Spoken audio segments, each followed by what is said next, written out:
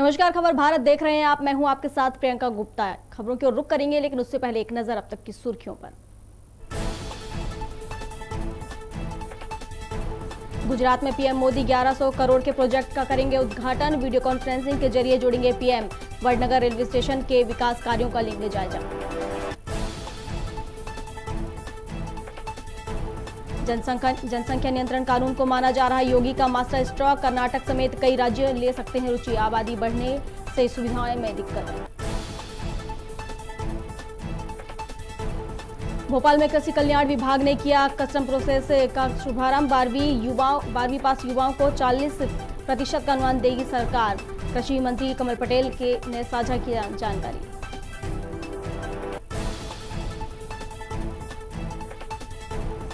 भोपाल के बैरसिया में कांग्रेस ने किया श्रद्धांजलि सभा का आयोजन। पूर्व मुख्यमंत्री दिग्विजय सिंह ने पीड़ितों के परिजनों से की मुलाकात। पीड़ितों ने प्रदेश सरकार पर लगाए गंभीर आरोप।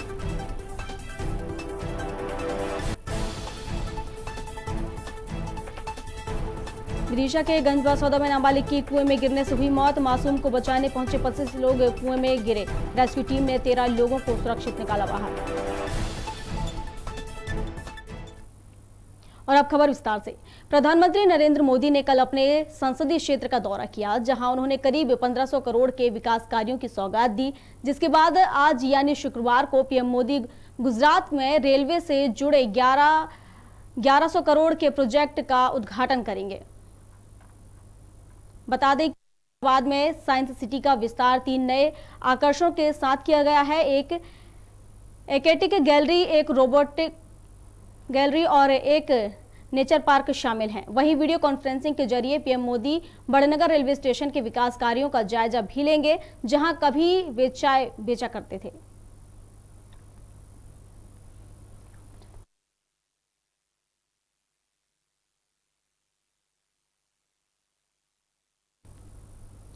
अगले साल विधानसभा चुनाव है। ऐसे में संघ के एजेंडे में शामिल जनसंख्या नियंत्रण कानून को मुख्यमंत्री योगी आदित्यनाथ का एक मास्टर स्ट्रोक माना जा रहा है। कर्नाटक समेत कुछ अन्य राज्य भी इसमें रुचि ले रहे हैं।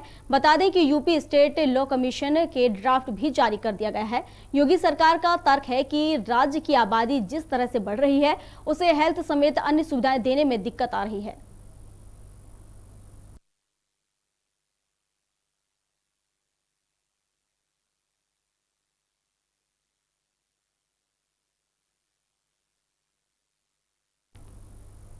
मध्य प्रदेश में कृषि कल्याण विभाग ने कस्टम प्रोसेसिंग योजना का शुभारंभ किया। वहीं योजना की जानकारी देते हुए कृषि कल्याण मंत्री कमल पटेल ने बताया कि इस योजना के माध्यम से 18 से 40 वर्ष तक के ग्रामीण युवाओं को ट्रैक्टर और कृषि उपकरणों की खरीदी पर 40% का अनुदान सरकार उपलब्ध कराएगी। इसके अलावा शेष राशि की व्यवस्था बैंक ऋण के माध्यम से की जाएगी।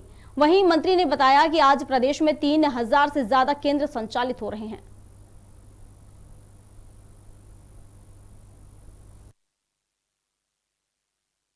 मध्य प्रदेश में कस्टम प्रोसेसिंग योजना हम प्रारंभ कर रहे हैं।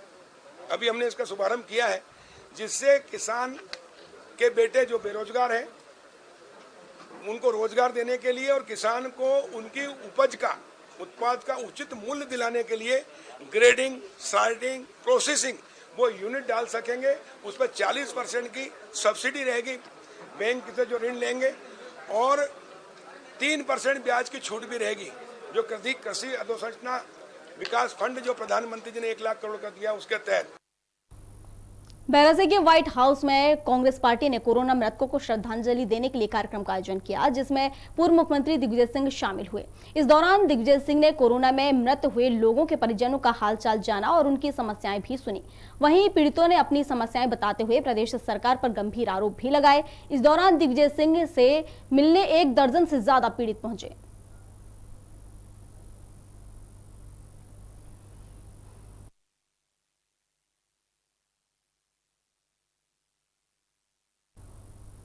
विदिशा के गंजबसौदा में बीते दिन एक नाबालिग के कुएं में गिरने से ग्रामीणों में हड़कंप मच गया है, जिसके बाद बच्चे को निकालने के लिए कुएं की छत पर लोगों की भीड़ जमा हो गई। कुछ देर बाद कुएं की छत भरभरा कर गिर गई, जिससे 25 से अधिक लोग कुएं में जा गिरे। बताया जा रहा है कि 13 लोगों को कुएं से बाहर निकाला जा चुका है। वहीं हादसे के बाद मौके पर पहुंचे प्रभारी मंत्री विश्वास सारंग ने मृतकों के परिजनों को 5 लाख और घायलों को 50,000 राशि देने की घोषणा की है।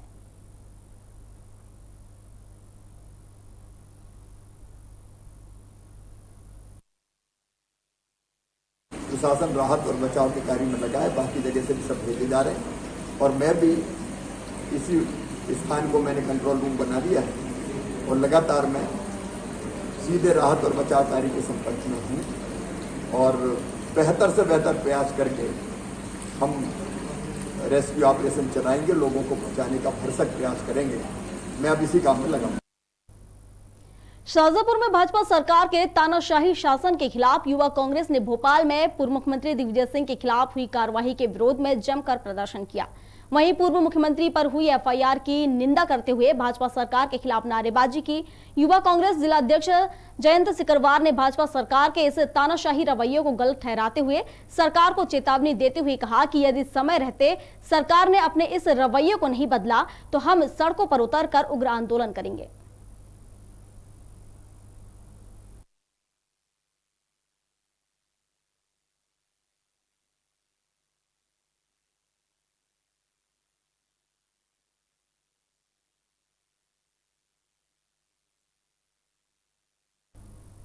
अब बढ़ते हैं अगली खबर की ओर। भिंड में प्रभारी मंत्री गोविंद सिंह राजपूत के आते ही जमकर हंगामा हुआ, जहां एक तरफ सिंधिया समर्थक और भाजपा कार्यकर्ताओं के बीच मतभेद देखा गया, तो वहीं कांग्रेस और आम आदमी ने भाजपा के खिलाफ मुर्दाबाद के नारे भी लगाए। वहीं जिला जनसंपर्क कार्यालय में 14 पत्रकारों को प्रवेश देने से इनकार कर दिया गया, जिस पर पत्रकारों ने हंगामा किया। आपको बता दें कि जिले के अहम विभागों के अधिकारियों ने विकास कार्यों में हुए भ्रष्टाचार की पोल खुलने के डर से सिर्फ अपने चहेते पत्रकारों को ही बुलाया था।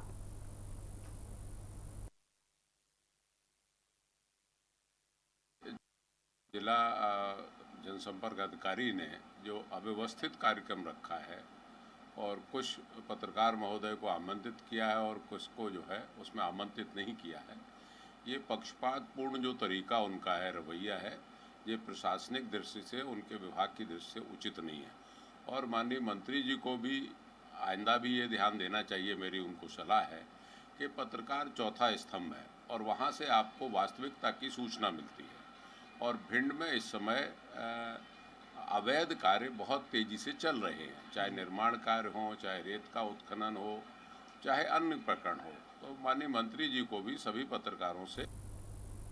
रतलाम में कालिका माता परिसर में एक दृश्य देखकर हर एक की सांसें थम गई, जब आसमान में एक कबूतर घंटों तड़पते हुए चाइना डोर से उलझकर लटका रहा। बता दें कि कबूतर के पंख एक पतंग की डोर में फंस गए। वहीं कबूतर को लटका देख लखन सिंह मौके पर पहुंचे और कबूतर की जान बचाई।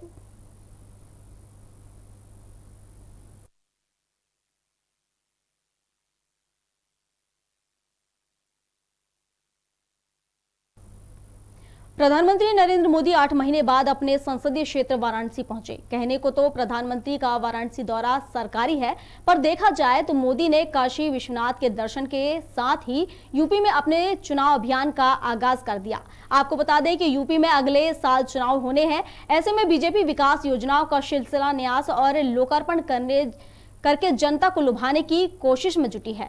साथ ही पीएम मोदी ने काशी में योगी सरकार की जमकर तारीफ की, तो वहीं विपक्ष और पहले की सरकारें पर भी निशाना साधा।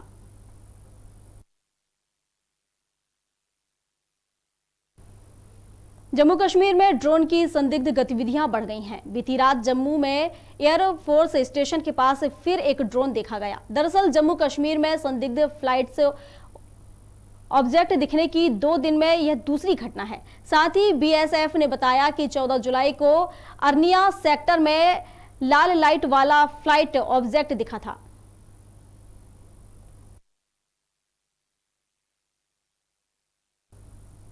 लगातार पेट्रोल, डीजल और गैस सिलेंडरों के दामों में हो रही वृद्धि को लेकर महिला कांग्रेस ने भोपाल के रोशनपुरा चौराहे पर विरोध प्रदर्शन किया। इस दौरान महिलाओं ने महंगाई डायन खाए जात है के गानों पर नाच गाकर प्रदर्शन किया। वहीं इस मौके पर महिला कांग्रेस ने जिला अध्यक्ष से कहा कि पूर्व मुख्यमंत्री कमलनाथ के आह्वान पर हम कार्यकर्ता सड़कों पर उतरे हैं और आगे भी महंगाई को लेकर मुख्यमंत्री निवास का घेराव करेंगे। 6 बार डीजल पेट्रोल के भाव बढ़ गए, गैस 850, पेट्रोल 111, डीजल 100। ये इन्होंने मोदी जी ने कहा था 2014 में कि हमारी पार्टी आई, बोलो खूब हुई महंगाई, अब की बार इनकी सरकार, अब की ये है खूब हुई महंगाई, अब नहीं चाहिए ये सरकार। ये कहते थे कि 300 रुपए में रसोई गैस मिलेगी और 30 रुपए और 35 रुपए में डीजल पेट्रोल। उस समय जो इंटरनेशनल रेट था वो 105 रुपए था, आज है 75। आज मध्य प्रदेश के हर जिले में, ब्लॉक में महिला कांग्रेस के हमारे पदाधिकारियों के द्वारा प्रदर्शन किया जा रहा है, क्योंकि ये महिला कांग्रेस की बात नहीं है, ये हर उस महिला की बात है जो अपनी रसोई गैस की कीमतों से परेशान है, खाने के तेल की बढ़ती कीमतों से परेशान है। एक और हमारे परिवार का जो युवा बच्चा है वो बेरोजगार होता जा रहा है और ऐसे में बढ़ती महंगाई हर आम परिवार आज त्राही कर रहा है। और ये वो दिन दूर नहीं जब जनता भारतीय जनता पार्टी को सबक सिखाएगी, क्योंकि ये कांग्रेस की बात नहीं है, ये आम परेशान होते हुए व्यक्ति की बात है। भाजपा के नेताओं के पास कुछ कहने के लिए ही नहीं है, वो जनता के बीच में आके जवाब दे कि महंगाई किसके काल में बढ़ी है, क्योंकि जो कांग्रेस पार्टी ने किया है वो भाजपा कभी कर ही नहीं सकती। कांग्रेस के समय 416 रुपए का सिलेंडर मिलता था, आज भाजपा के समय 800-900 का सिलेंडर मिल रहा है। कांग्रेस के समय डीजल पेट्रोल 50-60 रुपए थे, लेकिन आज आप देखिए कि 100 ऊपर डीजल पेट्रोल जा चुके। तो ये महंगाई जाएगी कहाँ? और जो लोग ऐसा कहते हैं वो यहाँ पे आके जनता के बीच में जवाब दे तो हम मान ले, क्योंकि जो लोग घरों में बोलते हैं ना वो कभी कुछ करते नहीं है। और ये लोग वो लोग हैं जो गरजते हैं, कभी बरसते नहीं है, लेकिन कांग्रेस पार्टी गरजती नहीं है, बरसती है। धार जिले के धामनोद में बाईपास पर एक अज्ञात वाहन ने कार को टक्कर मार दी, जिसमें कार सवार युवक की घटनास्थल पर ही मौत हो गई। आपको बता दें कि हादसा इतना भयानक था कि कार के परखच्चे उड़ गए और कार 20 फीट नीचे गहरी खाई में जा गिरी। वहीं कार में सवार 3 अन्य युवकों को भी गंभीर चोटें आई हैं, जिनका अस्पताल में उपचार जारी है। वहीं हादसे की सूचना पर पहुंची पुलिस ने मामला दर्ज कर जाँच शुरू कर दी है।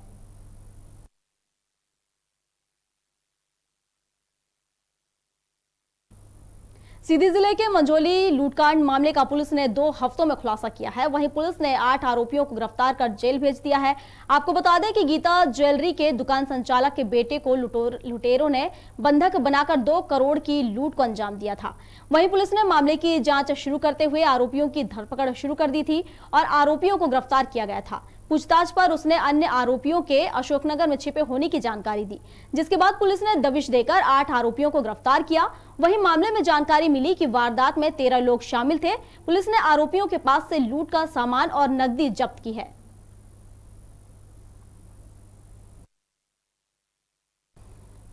मामला डबरा विकास खंड के निकट पिछोर नगर परिषद का है, जहां नगर निगम के जिम्मेदार अधिकारियों सहित कर्मचारियों के चैम्बर ड्यूटी के समय सूने पड़े मिले। देखा गया कि नगर परिषद के अधिकारी कर्मचारी अपने चैम्बरों पर ताला लटकाकर चले गए और चैम्बर बंद पाए गए। बता दें कि नगर परिषद पिछोर में पीड़ित आवेदकों को इनकी मनमानी के कारण परेशानी का सामना करना पड़ता है, क्योंकि सूने पड़े अधिकारियों के चैम्बरों में पीड़ितों की शिकायत सुनने वाला कोई मौजूद नहीं होता।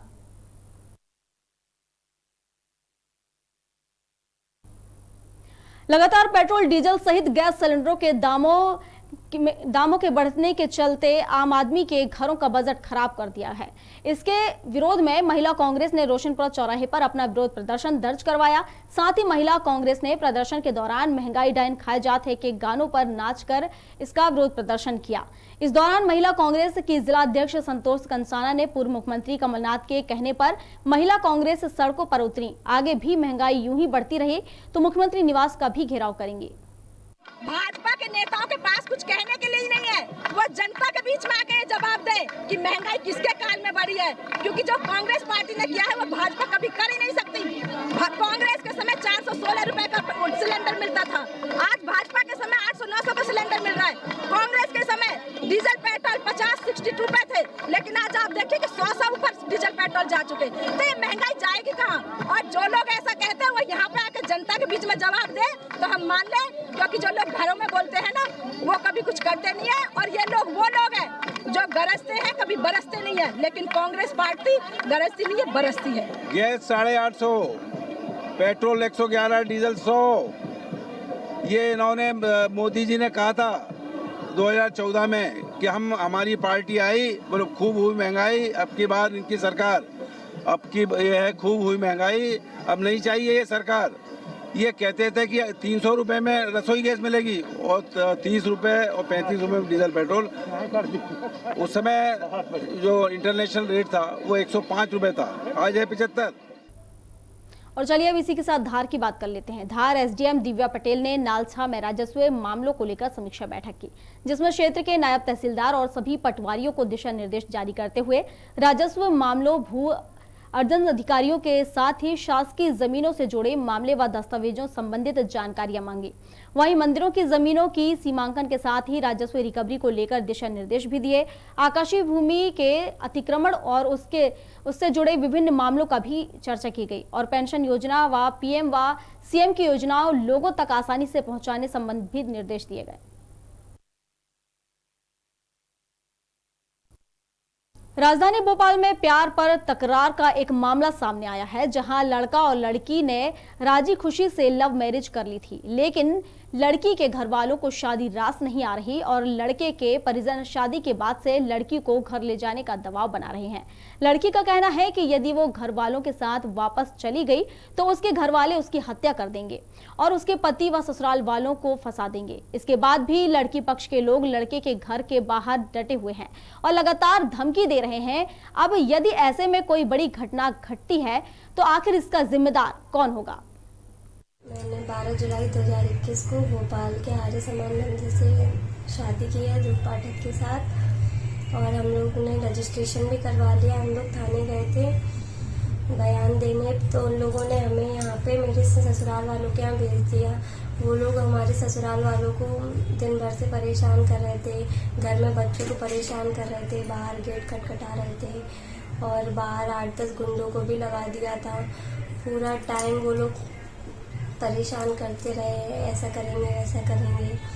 तो हम लोग वहाँ पे थाने गए, थाने से फिर हमें रात में घर भेजा और हम लोग उनसे मिले 2 घंटे तक उन्होंने मुझे बहलाया। पहले तो उन्होंने मुझे बहलाया, उसके बाद हमें धमकियाँ भी दी कि नहीं गए तो काट देंगे, ठाकुर है ऐसा वैसा, मेरे पति को काट देंगे, मुझे विधवा कर देंगे और ससुराल वालों को काट देंगे, इलीगली नहीं तो इलीगली बहुत कुछ करवा देंगे, घर से कभी ना कभी तो निकलोगे।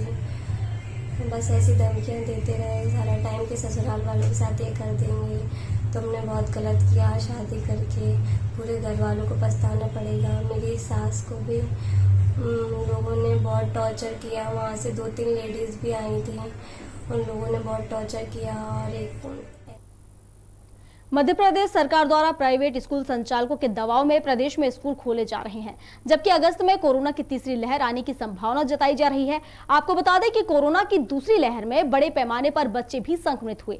ऐसे में सरकार को इस तरह का आत्मघाती कदम जल्दबाजी में नहीं उठाना चाहिए था। पहले सरकार को बच्चों का टीकाकरण सुनिश्चित करना चाहिए था। ऐसी स्थिति में सरकार द्वारा स्कूल संचालकों को लाभ पहुंचाने के लिए मिलीभगत करके स्कूल खोले जा रहे हैं। सरकार द्वारा प्राइवेट स्कूल संचालकों के दबाव में जल्दबाजी में प्रदेश में स्कूल खोले जा रहे हैं, जबकि जिस तरह से कोरोना की तीसरी लहर के अगस्त में आने की संभावना जताई जा रही है और कोरोना की दूसरी लहर में बच्चे भी बड़े पैमाने पर संक्रमित हुए, ऐसे में सरकार द्वारा इस तरह का आत्मघाती कदम जल्दबाजी में नहीं उठाना चाहिए था। रावटी थाना क्षेत्र से महज कुछ 1 किलोमीटर की दूरी पर बीती रात चोरों ने 3 मकानों पर धावा बोल दिया और लाखों के सोने चांदी के जेवरात सहित हजारों की नकदी ले उड़े। वहीं लगातार चोरी की बढ़ती घटनाओं के चलते पुलिस कप्तान द्वारा क्राइम मीटिंग के दौरान जिले में समस्त थाना प्रभारी को निर्देश दिए।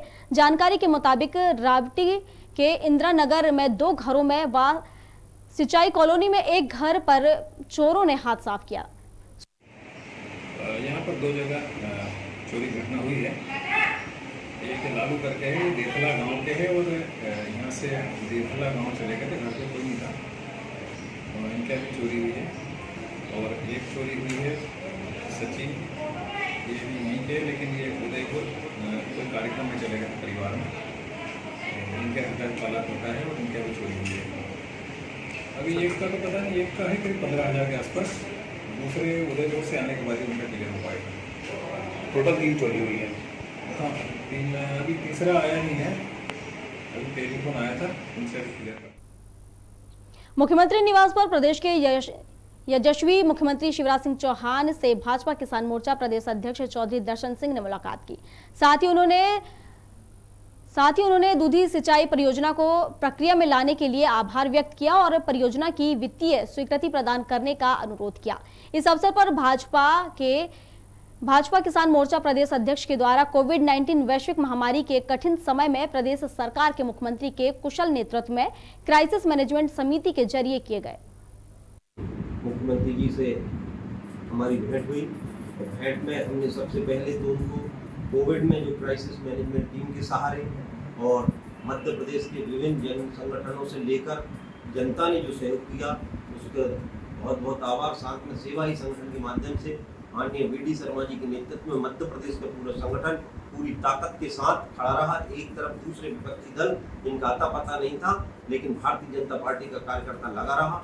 साथ में दूधी नदी की परियोजना के लिए प्रशासनिक स्वीकृति के बाद वित्तीय स्वीकृति का आह्वान माननीय मुख्यमंत्री जी से किया, जिसका उन्होंने यथाशीघ्र करने के और टेंडर जारी करने की बात कही। साथ में हमारे जो मूंग की समस्या की बात आ रही है, तो मूंग के लिए भी हमने आभार इस रूप में कहा कि इतनी बड़ी मात्रा में मूंग की खरीदी की जा रही, बहुत बहुत आभार। कांग्रेस प्रवक्ता भूपेंद्र गुप्ता ने प्रदेश सरकार पर निशाना साधा और साथ ही कहा कि आरोग्य सेतु पर मध्य प्रदेश सरकार की झूठ और मिथ्या तथ्य पेश करने की आदत है, उनका खुलासा हुआ है। आरोग्य सेतु पर बताया गया कि मध्य प्रदेश में -1048 कोरोना के एक्टिव केस हैं। उन्होंने सरकार से पूछा कि माइनस क्या होता है, क्या एडवांस में बीमार ठीक होकर चले गए हैं? ये मध्य प्रदेश में किस प्रकार का शासन चल रहा है? ये केस और कहीं आरोग्य सेतु ऐप पर होना बताया। और किस तरह की जो मध्य प्रदेश सरकार की जो झूठ और मिथ्या तथ्य पेश करने की जो आदत है, उसका खुलासा हुआ है। आरोग्य सेतु पर यह बताया गया है कि मध्य प्रदेश में -1048 एक्टिव केसेस हैं कोरोना के। तो ये माइनस क्या होता है? एडवांस में लोग ठीक होके चले गए क्या बीमार लोग? 1048, 1-2 नहीं। ये मध्य प्रदेश सरकार में किस तरह से ये सुलेमानी प्रशासन चल रहा है, किस तरह का झूठ।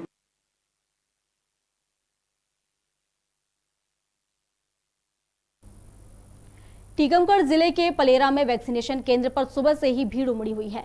वहीं देखने को मिला कि शासन की गाइडलाइन का पालन नहीं किया जा रहा है, साथ ही नियमों की धज्जियां उड़ाई जा रही हैं। वहीं पास के ही गांव सेपुरा में वैक्सीनेशन केंद्र पर विवाद की स्थिति देखने को मिली, जहां तहसीलदार को मौके पर वहां से जाना पड़ा, फिर वैक्सीनेशन शुरू किया गया। ग्रामीण क्षेत्रों में वैक्सीनेशन केंद्रों पर लोग शासन की गाइडलाइन का पालन नहीं कर रहे हैं और साथ ही डोज भी कम पड़ रहे हैं।